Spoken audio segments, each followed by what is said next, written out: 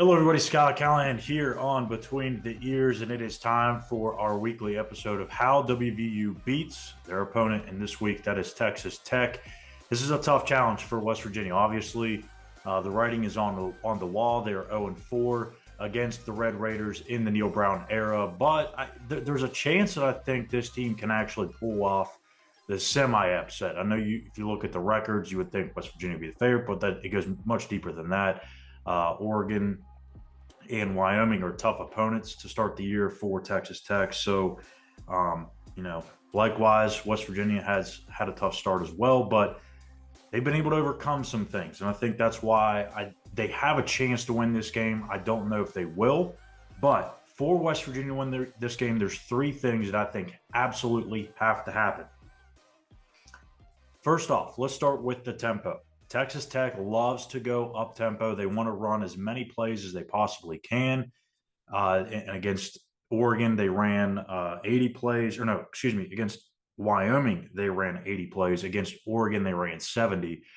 West Virginia, in their win against Pitt, limited the Panthers to 56 offensive snaps. And a lot of that will go into my next point, which I'll get to here in just a second, and that's getting off the field on third and fourth down. But the way this game is going to flow, if it goes up tempo and it's a high scoring type of game, that's not what West Virginia wants. They want a low scoring game that sits somewhere in the 20s, maybe high 20s at most. But if you get anything higher than that, you're probably looking at a loss, if we're being honest. That's going to dictate into what Texas Tech wants to do. Meanwhile, West Virginia wants to be able to rotate in their guys and kind of slow the game down a little bit. And as I mentioned earlier in the week, this is kind of a similar game plan to Penn State in a way, because you want to shrink the game, but there's a different reason why you want to shrink the game. Against Penn State, you wanted to do that because of the talent gap. There's a clear disparity in talent from top to bottom of the roster. This is just because you don't want to get out there for 70, 80, 90 maybe plays for your defense. You want to stay off the field as much as possible. My second point, again, kind of ties into that, and that's the third and fourth down conversions. Texas Tech, in their first two games, and gotta have it situations is what I like to call it, the money downs, third and fourth down. Against Wyoming in third and fourth down, they were 9 of 19. That's 53%. Pretty good. The next week against Oregon, 8 of 14. That's 57%.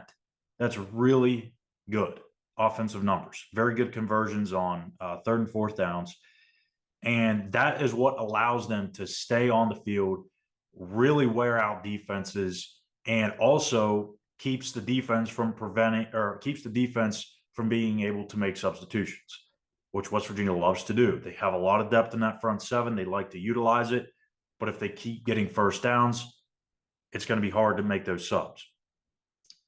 For West Virginia, their defense against Penn State held Penn State to 4 of 10 on third and fourth downs. That's 40%. And against Pitt, 4 of 15.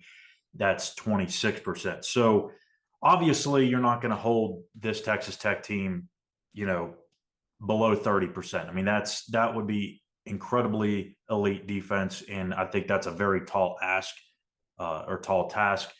for this team. I don't know that even 40% is doable. I think if you're looking at anywhere between the 33 and 37, 38% range, I think that gives you a chance. That definitely gives you a chance to get off the field. That probably tells you that you're not going to be out there for 70, 80 plus plays, and you're able to run the ball, chew some clock, and have that time of possession lean in your favor a little bit. So those are my first two. They kind of go hand in hand, but it makes a lot of sense. You want to keep Texas Tech off the field as much as possible. And you got to get off the field on third and fourth down, because if not, those plays are going to start to add up. The third and final key to me is very clear. And Joey McGuire even actually pointed this out in his press conference earlier in the week. Head coach for Texas Tech. The tight ends have been problematic for their defense. Now, when you look at the numbers, it's not like, oh my gosh, they're giving up, 400 yards in 3 games and, they've given up 30 receptions. No, but when they are targeted, they are doing damage. 13 catches in these two games against Oregon and Wyoming, I'm not counting Tarleton State. That's not even worth mentioning. The tight end did, by the way, have 2 catches for I think like 10 yards. So nothing to really talk about there. But the Oregon tight ends combined for 8 catches and 68 yards to go with the touchdown. That was Wyoming. Oregon combined for 5 catches and 64 yards. So that's 10.2 yards a catch that they're allowing the tight ends. As we know, West Virginia likes to use Cole Taylor. And at this point in the season, he's probably the most reliable threat that they have in the passing game because they're not stretching the ball downfield. They're not really testing these defenses vertically. So I don't know if that's a problem within the receiving room, if that's something to do with, the quarterback's not really wanting to push the ball downfield or not seeing things downfield. But I think a lot of it does go back to the RPO base that this offense is running. And a lot of it's those quick little read options. If it's not there, you can pop one out to Cole Taylor. You can pop a little screen out to Devin Carter, Cortez Bram. There's just so many different quick passing concepts that are built into this offense this year that are making things easier and a lot quicker for the quarterback to make their reads. So they're not they're not holding onto the ball for 4 or 5 seconds. Because of that, they've been able to play clean football throwing it. They have not thrown an interception to this point in the season. And again, that's because you're not testing things downfield. You're not really risking or putting the ball in harm's way.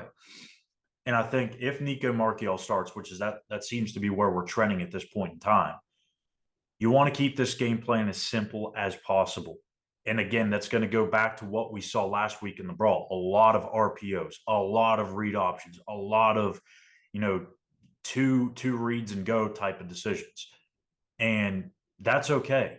It worked last week against Pitt. Now, obviously, I think you have to open it up a little bit because if you don't, you're going to become too predictable. But I think they will put more plays in this week for Nico. I think they will take a little bit more shots over the middle and deeper down the field. But it's going to be a similar game plan to last week, and that's going to go hand in hand with keeping that Texas Tech offense off the field by running and chewing the clock. So that's, to me, your 3 keys to this game. Tempo has to be dictated in your favor. You have to get off the field in 3rd and 4th down situations because Texas Tech will go for it on 4th and management and 4th and shorts. Get off the field. That helps you limit your defense to maybe 60, 65 plays, which is a lot better than 75 or 80 plays. And then get Cole Taylor, the tight end, involved. He has got to be a factor in this game. That's one gaping hole or one gaping area of this defense for Texas Tech that they really have struggled against. Again, it's not a large sample size, but when Oregon and Wyoming threw it to their tight ends, they had a lot of success. They're averaging a first down every time they caught the ball. So find some creative ways to get Cole Taylor the football and keep it a simple game plan for Nico Marchiol if he is the starting quarterback. So that's it for your keys to the game and for how to beat Texas Tech. I'm Schuyler Callihan. You've been watching Between the Ears. Check back with us tomorrow evening and maybe even tomorrow morning. We'll see if we can get this up quickly. And that is the Walkthrough Game Day Show. Eugene and I previewing West Virginia, Texas Tech here for this Saturday's game. So thank you guys for watching. Hit that subscribe button on YouTube and give us a like as well at Mountaineers Now. Thank you for watching. We'll see you back here tomorrow. Take care.